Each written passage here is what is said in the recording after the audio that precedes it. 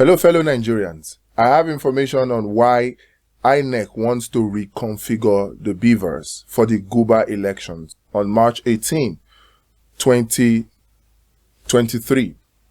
Why does INEC want to reconfigure the BVAS? They have gone to court. They have gotten court judgment to allow them to reconfigure the BVAS. And yet they have refused the Labour Party team access so far, at least after 10 days, when the Labour Party team got the court judgment to inspect the BVAS and election materials. They have not allowed access, despite the promises they have made. Yet, they were able to secure a court judgment to reconfigure the BVAS. Now, the questions many have asked is, why do they want to reconfigure the BVAS? Why is it so important for INEC to reconfigure the BVAS? I have the answer to that question in this video. It's important that we know exactly why INEC wants to reconfigure the BVAS for the March 18 gubernatorial or governorship elections and state house of assemblies elections all over the country. Why? Why do they want to do this?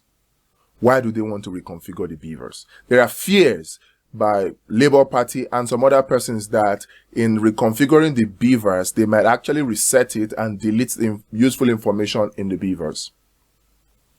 Now, to understand what they want to do, you need to understand two critical things that INEC did, or one critical thing that INEC did during the February 25 presidential election.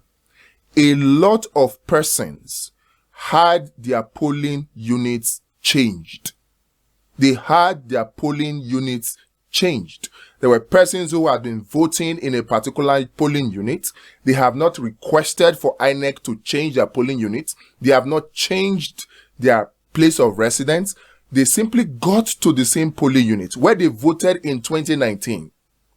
They got to the same polling unit on February 25 and they were told they could not vote. Why? They discovered that their names were not on the register. So INEC unilaterally, without voters requesting it, changed the polling units of voters without prior knowledge of the same voters. So doing that alone disenfranchised millions of Nigerians.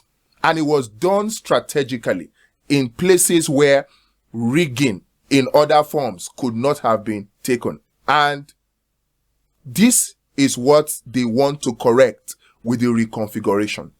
Because right now, during the Guba polls, the number of voters that are in a particular BVAS will now be reconfigured, meaning that there is a likelihood for them to now change voters' polling units again. They discovered that nobody's talking about it. Nobody's talking about the fact that a lot of voters, millions of voters, were disenfranchised by this subtle trick from INEC. Nobody's talking about it. Attention is on election violence, people disrupting elections in polling units, disrupting or burning ballot boxes, stabbing people. A lot of the attention is on that. And nobody is talking about the fact that INEC systematically and tactically disenfranchised millions of Nigerians by quietly and secretly changing their polling units.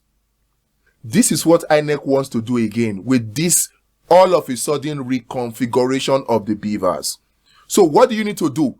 There is a high risk that the polling unit where you voted on February 19, if you go there, if this reconfiguration succeeds, you will go there and find out that your name is no longer in the same polling units where you voted before.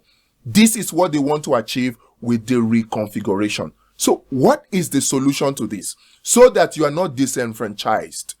Because they see now that this is the only way that they can succeed with their rigging where nobody will raise an eyebrow. Nobody has raised an eyebrow about this so far. Nobody has complained about it. And it's very clean. It's very silent. And they got away with it. Nobody has mentioned about it. Even the CSOs. So they see that there's success in this area where they can quietly and secretly change voters' polling units without the voters requesting it. It happened to my wife, so I know what I'm talking about. Because they see they can successfully do this, they want to now use it again. So they will reconfigure the BVAS. If the reconfiguration succeeds, what it simply means is that you just wake up, you get to the polling unit, and on that day, you discover that the same polling unit where you voted on February 25, your name no longer appears on that voters register. And then you start looking for your polling unit. And many will get discouraged and decide to just go back home and not vote. That is why you have 24% turnout rate. That is why it appears as if people did not come out. This election had at least 48% voter turnout. But the actions of INEC systematically reduced the number of those who were able to vote. So we need to be careful about this. Right now, there's a link in the description where you can check whether your polling unit is still your polling unit. You need to check and make sure that your polling unit is still your polling unit after the BVAS reconfiguration. So there's a link. Click on the link and verify your polling unit. And if there's any discrepancy, if there's any change, let us know. I'll leave an email in the description. Let us know. See, we need to document all these evidences. When there is irrefutable evidence, there is nothing they can do to overturn it even in court.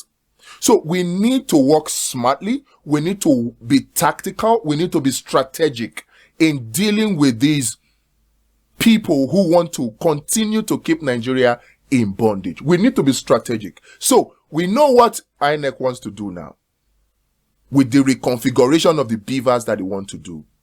So it is left for us to take appropriate actions and appropriate steps to mitigate and stop INEC from tactically and systematically rigging this election again on March 18, 2023. And to do that, you need to verify your polling unit now. Verify your polling unit. It's very, very important. That's one. Number two, verify your polling unit, because we cannot afford to allow them to get away with this a second time. We need to put our foot down. And mind you, don't give up and decide you will not vote because you are having issues locating your polling unit. This is what they want to achieve. This is their plan. And if you give up, you are simply playing into their hand. Don't be deterred. Don't allow any fear of intimidation, because that's another strategy. Don't allow any fear of intimidation, any fear of violence to stop you. But tactically, you need to verify your polling units, because with the reconfiguration of the BVAS that Mahmoud's INEC is so adamant on, what they want to do is change people's polling unit. That's what we suspect they want to do. And I've said this before. When I mentioned and exposed their plan for rigging the 2023 elections, they were shouting all manner of abuses. But what do you find? At the end of the day, everything I said turned out to be true. I'm saying it again. There is a high likelihood that why INEC is so bent on reconfiguring the BVAS is because they want to change voters' polling units without them knowing, because they were able to get away with it on the February 25 presidential elections. Let's not let them succeed. We need to counter this. Now, having done this, the next thing we need to do is, on election day, when they come out to repeat the violence that they perpetrated on the February 25, 2023 elections, presidential elections, when they come out to perpetrate that violence, how do we tackle it? We need to be more strategic in it. I'll talk about that in another video. But for now, make sure you verify your polling unit. We will take back our country one step at a time. And really, a new Nigeria is possible, but it will require work. We cannot afford to give up now.